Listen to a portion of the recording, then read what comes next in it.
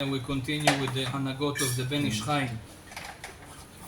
We spoke about Tzitzit, Rabotai, Slicha Mikvodchem. When a person goes to the bathroom, so he has the Tzitzit. Chachamim say that we can go inside the bathroom with the Tzitzit Katan, with the small Tzitzit that is on us. However, the Tzitzit Gadol, the Tallit, the Minag is to not go inside the bathroom with the Tallit. According to Kabbalah, Tallit has more light, Or Makif Gadol. That's why it has more Kedusha, it has more holiness. Ben Ish Chai say another thing. He says even when you are there, you have your Tallit Katan, the small one, which is allowed. But he says the minag is to cover that as well. So Be'emet, every person needs to see how he makes it, but when you sit in the bathroom, you have to make sure that the tzitziot, maybe you can gather all of them together and to cover them also with your shirt or something, so they will be covered there. It's not a must according to halacha. However, this is a right hanaga with the tzitzit because it has a kedusha, it has a holiness, and the Ben Ish Chai says that we should be careful in that as well. There's another very interesting hanaga according to Rabbeinu Ari. I don't know if you saw that some people, they have a tzitzit, and at the end of the strings of the tzitzit, they make a knot. They make a knot in every tzitzit. I was wondering for a long time. I remember my Rosh Yeshiva, he had that. And I thought maybe, sometimes it's happened by itself, but when you see it on every tzitzit, you see that someone does it purposely. So the source of this minhag is Rabbeinu Ari. Now, there is few opinions why do we do that. One of the opinions back in the days, they didn't have the technology and the machines that we have today. And to make a tzitzit, a string that will not open up, it was very hard. And it was very common that the tzitziot were opening. So what did they do? They will make a string, a knot, in the end of the tzitzit. It will help it to stay closed. However, Rabbeinu Ari, that was not the reason why he did that. Rabbeinu Ari has a more deep reason.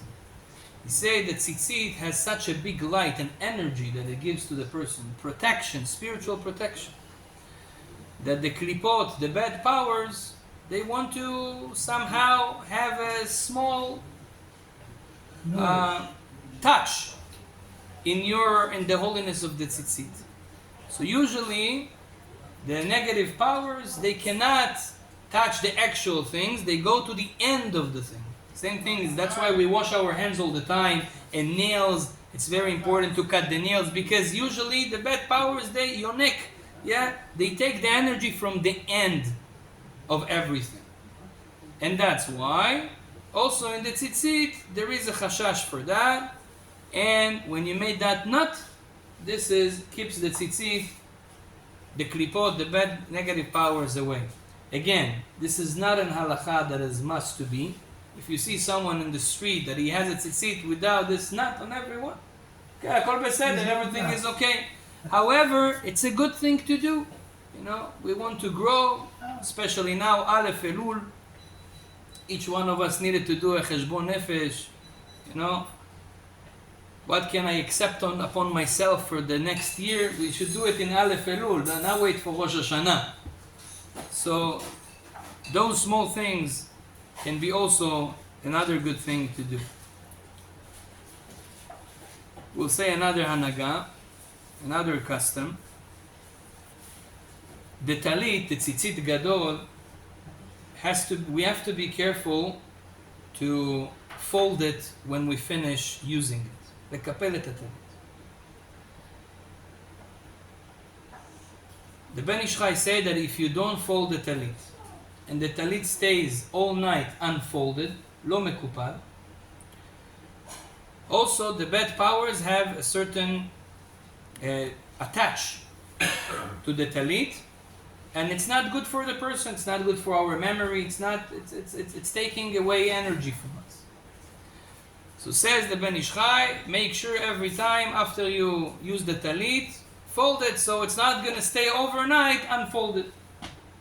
Rabbi Chaim Palaji also brings this halacha. Rabbi Chaim Palaji says that this is not just with the Tallit, with Tzitzit, it's with every cloth.